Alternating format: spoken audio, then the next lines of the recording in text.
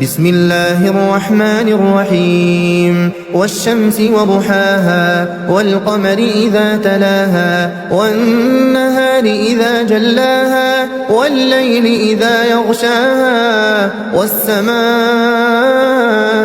وما بناها والأرض وما طحاها ونفس وما سواها فألهمها فجورها وتقواها قد أفلح من زكاها وقد خاب من